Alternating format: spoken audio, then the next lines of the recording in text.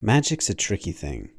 When you're dealing with the ability to bend the world to your whims, when you are able to access the very threads of creation and pull them so that they stand to your attention, where is the line drawn? How do you define what true power is when reality can be whatever you want it to be? Magic is an expression of the imagination, and it is, for that reason, that it is my opinion that the Illusionist is the most powerful of all wizards. Hello adventurers and welcome back to the Red Quills. My name is Ryan and we are continuing with the Red Quills Mapvember Challenge. I am currently on day 18. I'm currently on day 18 of my map making challenge and I am still filling out my little corner of the world of Requield. I've seen so many fantastic submissions so far, so many great responses to the daily challenge. It's been absolutely wonderful to keep doing this, and I wanted to thank you for joining me for this submission to this month. It is a great way to celebrate not only this map making community, for which I am eternally grateful, but also my 30th birthday. So what I'm going to do today is I'm going to pick up from another challenge that I gave myself a while ago, and I'm going to design the tower for a wizard. Now, previously when I did this, I designed the tower for an evocation wizard. It was Kalen's Tinder, and it was all about the different spells that you could use to use evocation magic intelligently without just throwing fireballs anywhere. Generally just trying to make magic more than just throwing a fireball. So what we're going to do today is we're going to choose a different class of wizard. We are going to go for the Illusionist and ask ourselves, what does an illusion master's lair look like? There are some really fantastic illusion spells out there, but they require you to be imaginative in order to use them effectively. Illusion school spells are one of the more fiddly realms of magic in Dungeons and Dragons, and honestly in whatever school you discuss, because the ability to make people question what is real, to undermine their basic assumptions, is something that cannot be overstated. And so what we're going to do today is create a tower that is entirely a puzzle for the players to determine whether or not they can believe their senses, and more than that, is a defense for the wizard who can escape whilst they are distracted. An illusion wizard should never be caught in battle. They want to avoid it at all costs, and they want to send the players to their deaths via some other means. So what we're going to do is we're going to start with an A4 sheet of paper. We're going to get out our Fineliner pens. The materials are in the description below if you haven't seen them before. And I'm going to sketch out this tower. Now, the first thing that I would like to acknowledge as I begin my sketch is that on this, the 18th day of this challenge, I do notice that I was a little bit too eager to start this challenge and didn't actually measure anything out, and I just tried to freehand it. And that resulted in my building turning out to be very, very wonky and misleveled and generally just sort of bad. So I appreciate your patience with that. Please forgive me for not being fantastic at it. I'm going to try to fix it as we go on and hopefully make it turn out to be okay looking. But the real intention that I have here is for us to understand the concept of the layer and not to turn out with like a nice looking picture. So if we turn out with a nice looking picture, I will be happy. But more than that, let us go through step by step the making of this tower. So I've called it the Tower of Mist, and I think that that's just a direct reference to what we can expect when we get in there. It is all about misdirection, it is all about not trusting your senses, and it is all about making sure that the wizard in question who resides there can be well out of the way long before the players come knocking on the study door. What we're going to do is we're going to place it on the cliffs overlooking the sea. And around it we will have in the nearby village claims that it is haunted, that people disappeared there long ago. There's no active eyewitness accounts of anything that's taken place there, but a few whispers is enough to keep the local population away and leave the players uncertain as to whether or not there are actually supernatural defenses here. If they've been pointed in this direction because they're looking for a specific illusionist, then they know what they can find there, but we want to leave them on the back foot as to whether or not this place has defenses that aren't just illusions. That's what we want to look for here. So let's flesh out the wizard himself. I'm going to call him Elric. We'll call him Elric Ildemar, and he is an illusion wizard who really just wants to be left alone, but also kind of wants to be known as being the most powerful wizard in the world. So the problem that he has is that anonymity is a hard thing to balance with fame, and eventually it became known that the Tower of Mist is where he calls his abode.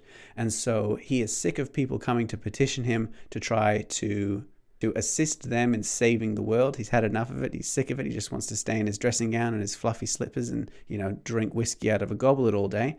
And so he set up these defenses to keep them out. If they finally get to the study, he will either be gone, or if he thinks that they've actually done it quite well, he might be waiting for them and ready to accept their offer or negotiate with them on the contract, which will gain his assistance. So we're going to start with the gate, the Doubter's Gate, and each of these sections, I want to preface this by saying, will showcase a different illusion spell, because I love illusion spells. All right, so what we want to do is showcase the illusion, and the trick that we have with using illusion spells is the problem that I think a lot of DMs have is not knowing when to have them make the save to investigate whether or not it's an illusion. Because if you do it at the start, then the illusion, the playing of it, is completely ruined. The players know that it is an illusion. So what we want to do is try to find where the line. So our players have rocked up to the front gate. It's a rusty iron thing chained together, and beyond it they can see the decrepit outline of the tower looming in the mist. There's a creaking noise as it shuffles on its hinges,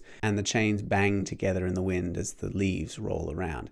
As they approach the gate, hands outstretched, the iron bars change themselves, transform, unraveling from the framework that they've created into the shape of a shrouded figure, which holds a hand out to them and says, "Be not here. Go thee from this place. Do not disturb the rest of the dead." And that leaves the players in a bit of a predicament. Is this real? Is it an illusion? Is it haunted? If you immediately have them make an intelligence save, then they will probably figure out that it's an illusion. Phantasmal Force is a great example to use this with, because I think it toes the line between when they will be able to determine whether it's an illusion. So if they come close enough for this spectral figure to grapple them, what it's going to do is it's going to reach out and grab them by the cuff or sink a hand into their chests. And at that point, they can make an intelligence save, because that's when they're going to start taking damage. This spell has not been used in combat. They've got no clue as to whether or not someone's, weaving an illusion behind some kind of barrier or wiggling their fingers to make them think that reality is something that it isn't. All they know is what their senses are telling them. So they have no reason to make an intelligence save until they actually interact with it. And at that point, the point where they start to take damage, is when they make the intelligence save. If they succeed, then they know that it's an illusion. If they fail, then they take psychic damage from it. It's also worth noting that someone who fails the saving throw is convinced that it is real, while someone who succeeds on it is convinced that it is false. And you can use that dichotomy, that certainty between the two of them, to lay the groundwork, especially if for the duration of this challenge you make the rolls secret, so that the players themselves are not certain what is real and what is not real. But that's entirely up to you. Once they get past the Doubter's Gate, if they realize that it's an illusion, then fantastic. If they found some way to negate the magic using magic of their own, then that's great. Or if they just break the gate and the glyph of warding is broken, then they can head further into the garden. They'll come to the fountain. Now, what I wanted to do here was use something a lot simpler. It's not going to deal damage to them. It's not going to slow them down. It's just going to make them doubt their senses and give them what appears to be a riddle that needs to be solved. So the empty fountain in the center of the garden is overgrown. There's no water in it. It doesn't run. But as they walk past it, the small puddle at the bottom, the trickle of muddy brown water, slightly shimmers. So a good perception check will be able to see it, or a passive perception will show that anyone who looks into it can see the reflection of the interior of the tower shown in the puddle. And more than that, if you lean closely, you can hear the footsteps of the people around it echoing as if they were within that hall. And this is a combination of some silent image, some minor illusion, a little bit of weaving of magic here. And what we want to do is make them think that they are already in the tower. so that they waste a great deal of time trying to figure out what the heck's going on.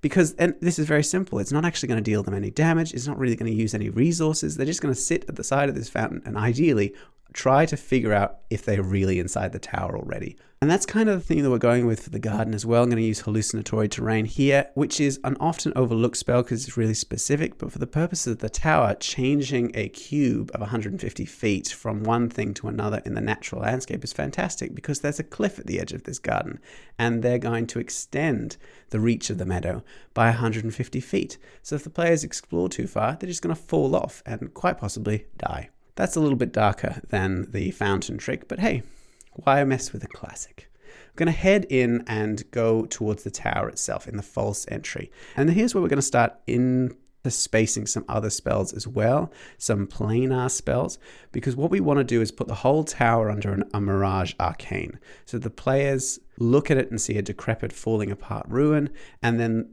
the rooms within it look wrong, look different. Let me explain. You head in through the decrepit front doors of the tower and you come into what appears to be the entrance hall. There are two doorways at the end of the hall, both of which have stairs that lead up. If you climb to the door on the left and head up the spiral staircase, then you find another door. Go through it and you will find yourself at the front of the tower. So you come back in and you go to the door on the right at the far end. You head up. There's another door at the top of the tower and you find yourself at the front of the tower.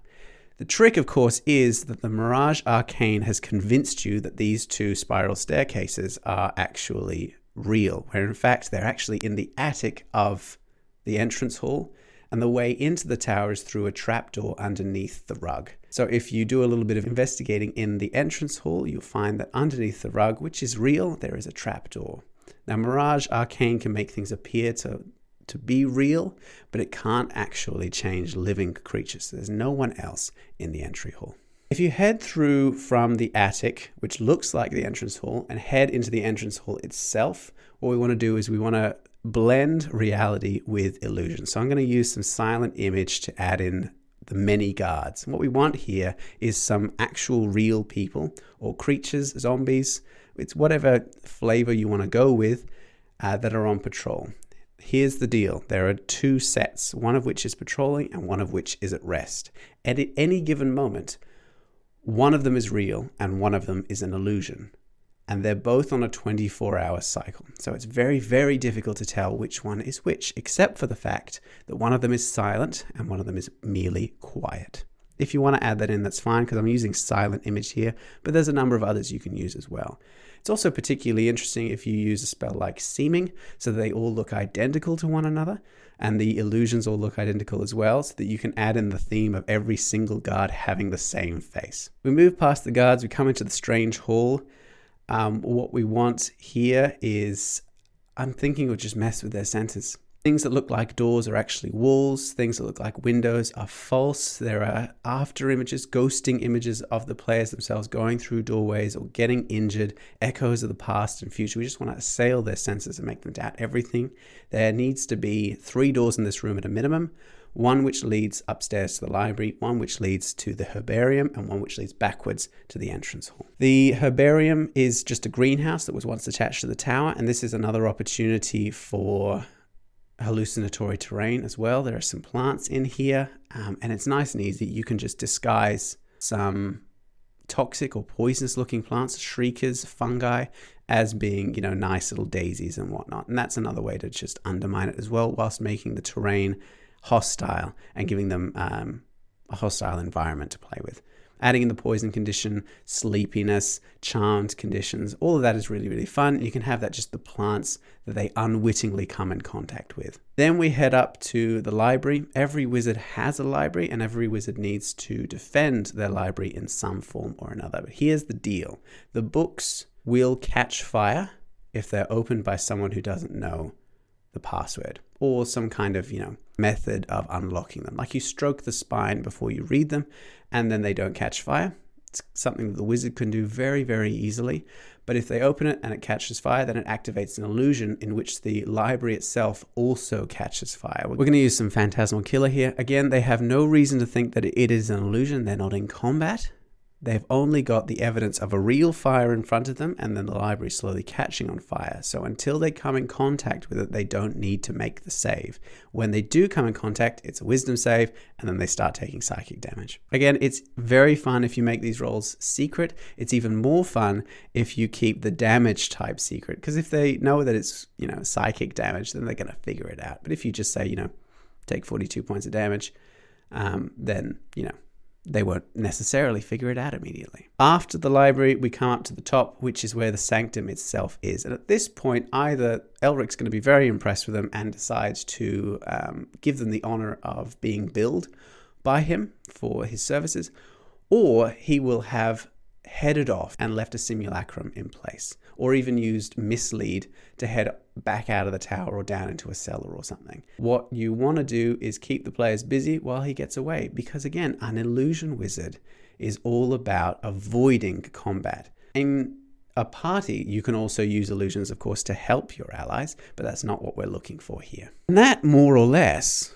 is the plan for creating an illusionist tower. We've showcased spells like Silent Image, Hallucinatory Terrain, Phantasmal Force and Phantasmal Killer, Mirage Arcane, and Simulacrum, and together they've created a challenge which will make the players start tearing their hair out if you do it correctly. Wizards are an absolute handful if you play them correctly, and I recommend that you do. So let me know what you think of this tower. Do you think that I misused any of the spells? Do you take issue with any of my reading of the rules? Let me know. I'm always happy to chat about these things. I have been wrong in the past, if you can believe it.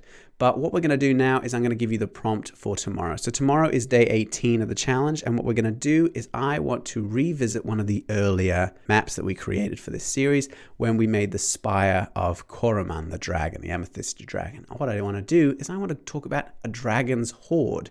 What does a hoard look like? Is it just a big pile of gold, or are you going to make it into a series of caverns that once again showcases the powers of an amethyst dragon? That's what we're going to do tomorrow. We're going to talk about the abandoned hoard of Korriman, and I would love to see what you create. Share it on social media, join the Discord in the link below, like this video if you found it very helpful, and I will see you tomorrow. And until then, happy mapping. We'll showcase a different illusion spell because I love illusion spells. Hang